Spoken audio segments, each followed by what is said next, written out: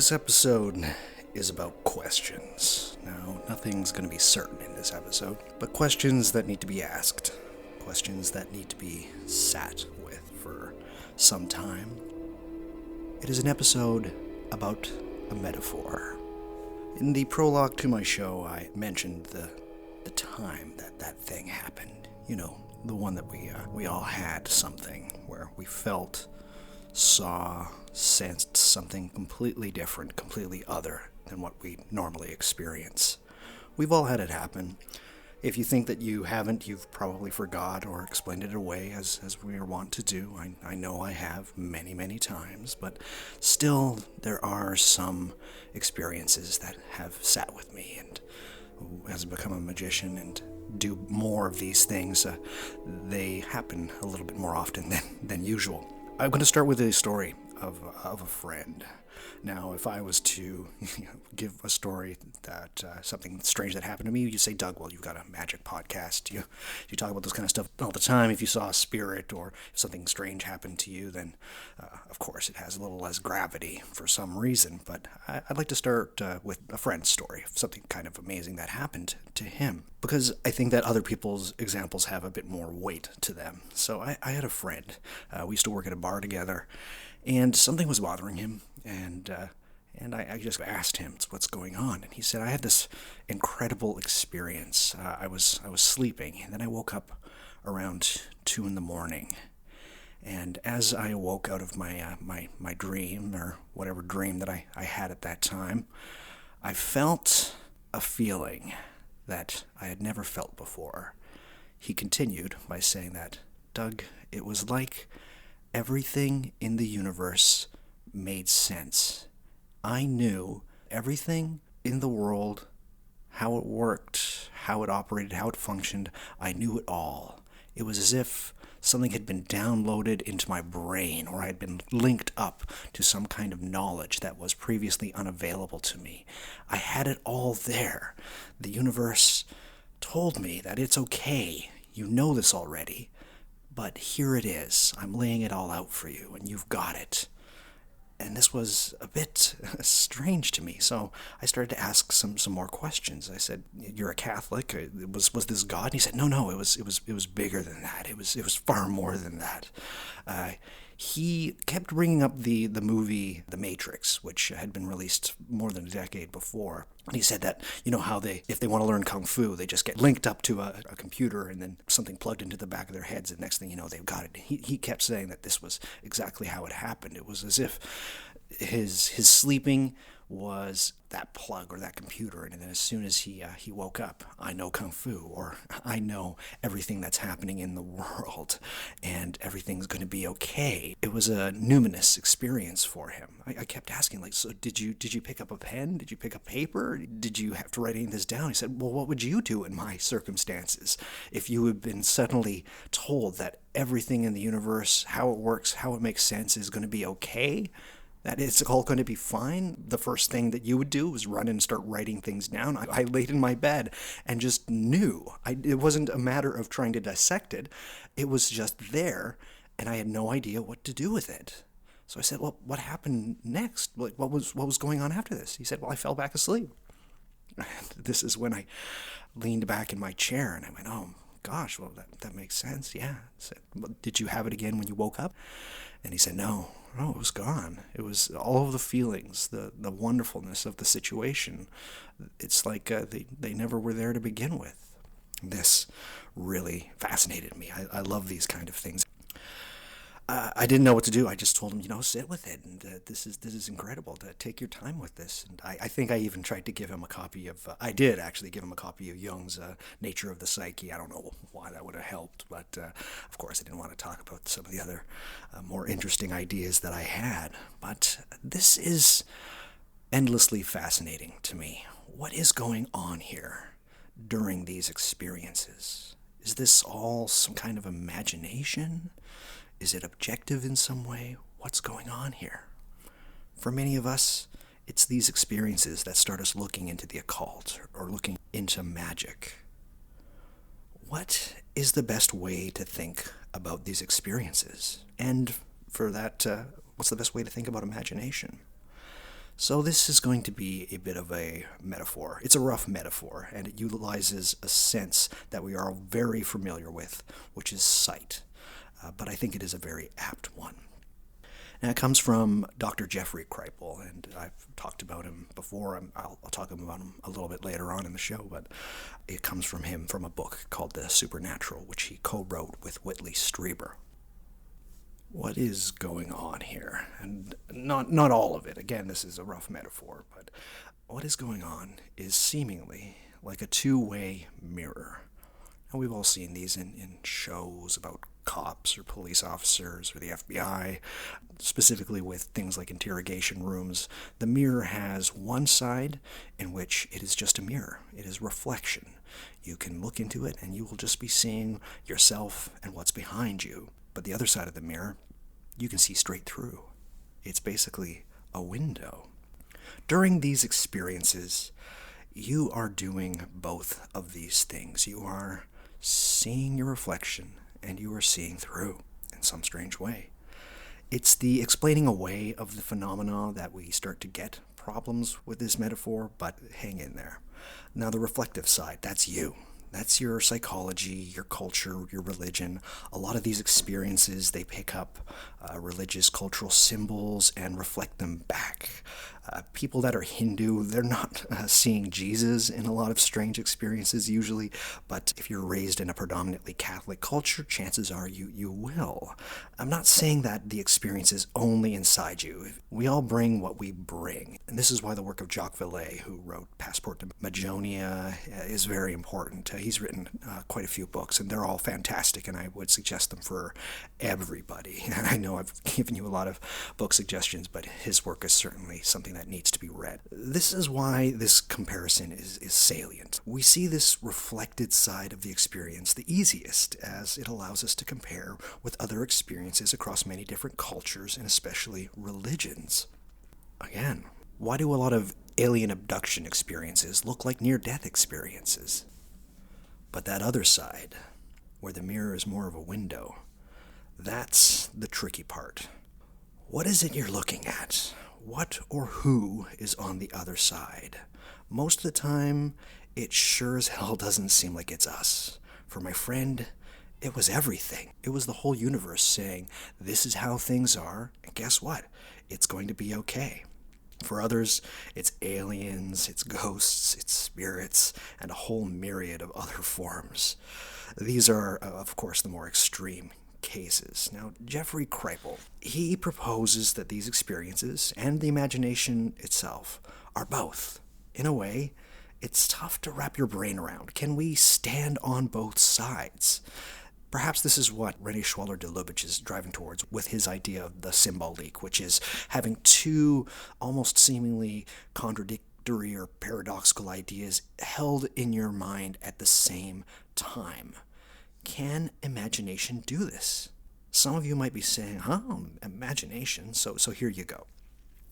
What is the imagination? Imagination, as I've explained before in an episode, it is not fancy, right? Something can have imaginative elements, but it's not entirely imaginal. They're certainly different. Imagination is like the voice of your mother. When it's heard, no matter the inflection. You know it when it's there. It's very, very familiar. Imagination, it's very unique. It has this two-way mirror quality in varying degrees. Reflecting and transparent. It's the difference between a daydream, which can have imaginative elements, mind you, and a full-blown journey, unintentional journey. In this way, it's almost a sense in itself, the imagination, sensing the reflection and seeing the other on the other side.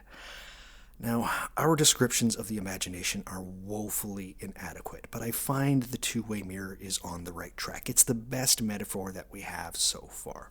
Oh, then you're saying it's just imagination. It's just imagination. What is the imagination? On one side, we have that reflection, which is everything that you bring, everything that the culture around you has. It's useful, it's reflective, it's introspective, but in some way, it's easy for people to be able to take a look at this and just say, well, it's just everything that you brought. It tells you more about yourself than about the experience, which in a way is somewhat true. On the other side, we are actually seeing something, which is also incredibly useful. And these are the experiences, the ones that people really have problems with. And in another book called Changed in a Flash, Jeffrey Kripal goes through the responses of these kind of experiences, or seeing through the two-way mirror. The first is a hoax. People's response was, it's a hoax. My friend was just saying this. He was lying to me. I don't know why he would do that. He just wants to feel important. There's another response that's called the honest misperception, in which they say that they had these experiences, and you go, I'm sure that you had this experience, but maybe there might be some delusion there. There might be something else. The third response is the distraction, in which you'll say this thing, and the response will basically be one of, okay, great, I've got something better to do, or I just have to go on my way, and that's very cool for now, but it's really not that important to me. And the fourth is the guiding sign. This is the one where everything falls away. They might actually be a representation of an historic event. Yet here's the thing. If you take one as the only perspective, then it falls apart. Both sides of the mirror contain a piece of the truth, but each is incorrect if taken as the only perspective. And in extreme experiences, both sides of the mirrors are at play at once. This includes dreams. You know which ones I'm talking about. More real than reality. The kind that would make a 20-year-old reverse the axioms that they had up to that point. For Jeffrey, it gets better still. I want to be explicit, he writes in The Supernatural. I want to propose the idea that a rare but real form of the imagination may be what the conscious force of evolution looks like. And by looks like, I mean two things. How the evolutionary force appears to a human mind in particular culture, and, with a bit of a trippy twist now, how the evolutionary force itself sees. I mean both sides of the two-way mirror. I mean both the reflecting back and the seeing through. Force, evolution, what's going on here? Is this like the universe wishing to comprehend itself? I mean, I saw Carl Sagan when I was like 14, whatever. It is at this point we have to introduce Frederick Myers. Now, I will do an entire episode about Frederick Myers. I love a lot of what he has to say, but this isn't the time or the place. But all you need to know is that he's a late 19th century, early 20th century person. He is the person from which we get the word telepathy from. Telepathy was a really big thing for him, as was clairvoyance. He was one of the founders of the Society for Psychical Research as well. He came to his peak in and around a very strange time. You had materialism was the order of the day. Darwinism was also huge. We have an explosion of what is called spiritualism, which is the idea that your soul or your consciousness still exists after death and it can be talked to. You know, the mediums and whatnot. It was huge. Myers was certainly a product of his time, which is a bit frustrating because some of his ideas picked these up, seemingly. But he was certainly not a fool. Very intelligent man. Myers saw these strange paradoxical occurrences and said there was a certain truth in the paradox, like the truth of the mirror itself. He put everything on a spectrum, which the light spectrum was all the rage at the time. He also was huge into Darwinism, as I mentioned, and saw the imaginal as a process within evolution, our evolution. Myers proposed that we need to look closer at these paradoxes, these seemingly occurrences that need to be both to be true. He used to talk about things like veridical hallucinations, which is it's a paradox in and of itself. Extremely fascinating character, as I said. It was his contention that the imaginal could someday allow us to see more of what was on the other side, the transparent side, and less of the reflection. This would be our evolution, according to Myers, and the reason he concentrated on things like telepathy and clairvoyance. Could these extreme occurrences of the two-way mirror be less extreme and more common? Could we cultivate them somehow, train ourselves to have them? If yes, this was the next step of our evolution, the proliferation of the imaginal as an evolutionary force, which is very interesting. Could the mirror become a window? Now, I've got my problems with Darwinism and evolution, as some people do and some people don't, but I think that it could be a little bit less like the idea of the next step and more of like just realizing what we have. Anyways, that's neither here nor there. So what can we do? What is in it for us at this moment? Firstly, we have many questions, and they don't need to be answered. They just need to be merely asked. Ask yourself, what is the unconscious? What are dreams?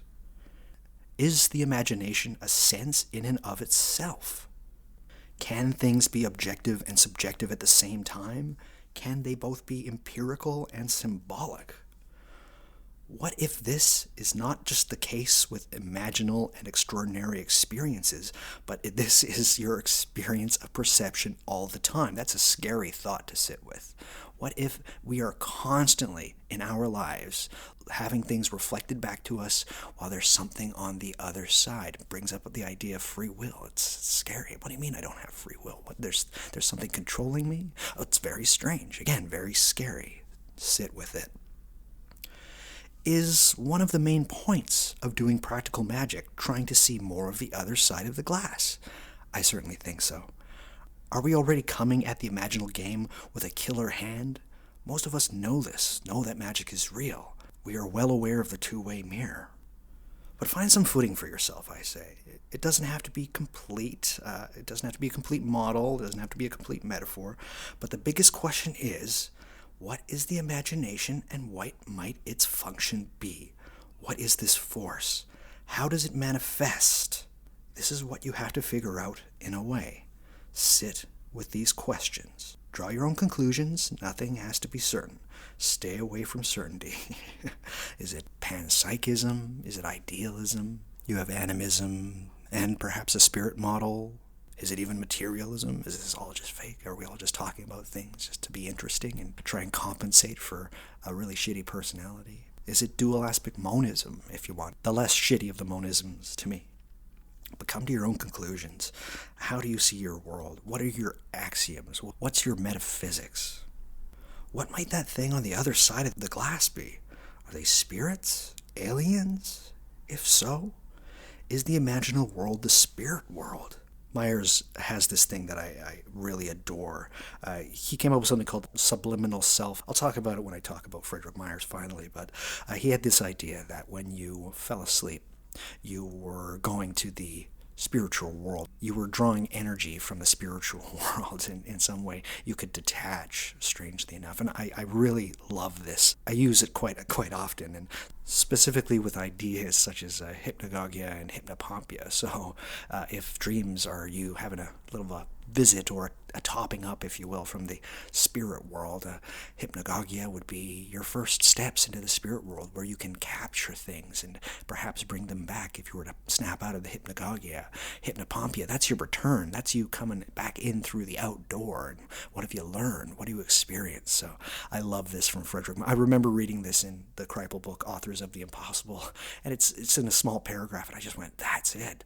That's wonderful. I'm taking that. I'm going to roll with that one. This makes perfect sense to me, but that's just me. So try to do the same things yourself. This is why I love dreams. They're a vector into the imaginal in a way that we can all experience every night. But do the work yourself. Find something that makes sense to you. But this is something you need to do. Ask these questions. Come up with something that makes sense. Work towards seeing more of both sides of the mirror at the same time. And perhaps, can you get more of the seeing through? And what denizens populate that other side? The busyness of life in the 21st century leaves little room for engaging with strange and numinous phenomena. Keep with it. You will find that the more you seek and engage, the more things happen. That's a guarantee. And it's not born out of wishful thinking, even if it feels like it at the very beginning. Strange things happen when you lean into it. The two-way mirror needs us as much as we need it. Bring your perspectives, have a glance of yourself, see through. So where to go from here? Well, obviously, read Jeffrey Kripal's books. They're great. Pretty much all of them are. There's 6 books I will mention. The first is The Supernatural. The second I also mentioned was called Changed in a Flash.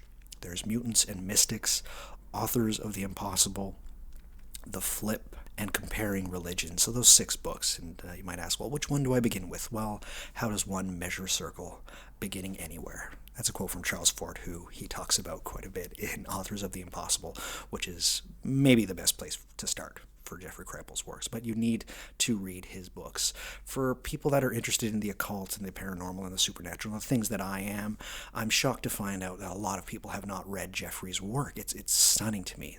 Look, if you think magic is real, you need to read his books. If you think that magic is, I don't know, that old, it's all in your head, you just don't know how big your head is, you still need to read Jeffrey Kripal's books. That's all I'm going to say. It also helps to read Jacques Vallée's books. Certainly Passport to Magonia would be the one to start with, but they're all fantastic.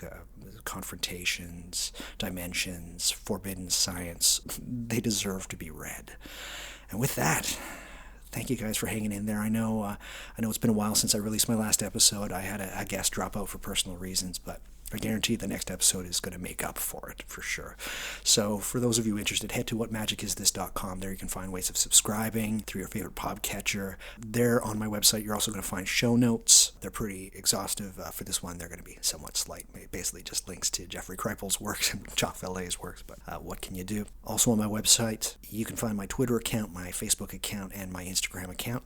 If you guys have any questions, please email me. There's tons of ways of getting a hold of me through Twitter, or through Instagram, or through email on my website. Go ahead and do that. And finally, I just want to reiterate, ask these questions.